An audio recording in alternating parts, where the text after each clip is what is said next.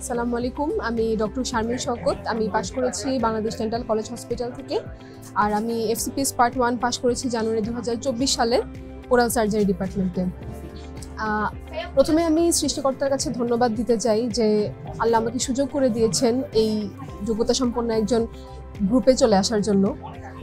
এটার পিছনে স্ট্রাগলটা বলবো, আসলে এডুরেন্ট সাথে না থাকলে হয়তো বা আমার এত দূর জার্নিটা এত স্মুথ হতো না।